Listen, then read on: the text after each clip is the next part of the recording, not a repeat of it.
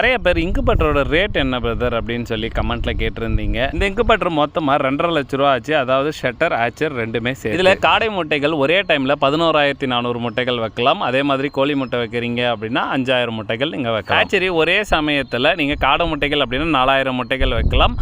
கோழி முட்டைகள் அப்படின்னா 1,500லேருந்து 2,000 முட்டைகள் நீங்கள் வச்சு. ஒரு இன்குபேட்டர் இவ்வளோ ரேட்டா அப்படின்னு நீங்கள் கேட்கலாம். இப்போ விற்கிற விலைவாசிக்கு ரொம்ப ரேட் ஜாஸ்தி ஆகிப்போச்சு. இன்னும் இதுக்கு டிரான்ஸ்போர்ட்டேஷன் சார்ஜ் வந்துச்சு. அதுக்கப்புறம் ஜென்ரேட்டர் வாங்கின செலவு எல்லாம் சேர்த்து 4 லட்ச ரூபாய்க்கு மேலே வந்துருச்சு. 4 லட்ச ரூபாய்க்கு இந்த மிஷின் ஒர்த்தா அப்படின்னு நீங்கள் கேட்கலாம். அதே கேள்வி எங்களுக்குமே இருக்குது. எப்படி ரிசல்ட் வருதுன்றதை பார்த்ததுக்கு அப்புறம் தான் எங்களுக்கே இந்த மிஷின் ஒர்த்தா இல்லையான்றது தெரியும். இந்த இன்குபேட்டரில் டெம்பரேச்சர் கண்ட்ரோலர், ஹியூமிடிட்டியை வந்து மெயின்டைன் பண்ணுறதுக்கு கம்ப்ரஸர் டைப்னு எல்லாமே நல்லாவே பண்ணி கொடுத்துருக்காங்க. பார்ப்போம், நல்லாவே ரிசல்ட் கிடைக்கும் நம்புகிறோம். ஃபர்ஸ்ட் பேட்ச் ஒரு 2000 காடை முட்டைகள் வச்சிருக்கும். அது எப்படி பொறிக்குதுன்றதை உங்களுக்கு கண்டிப்பாக நான் ஒரு வீடியோவாக பண்ணுறேன். அதுக்கு முன்னாடி நம்மளோட பேஜ் நீங்கள் ஃபாலோ பண்ணாமல் இருந்தீங்கன்னா மறக்காமல் ஃபாலோ பண்ணிக்கோங்க.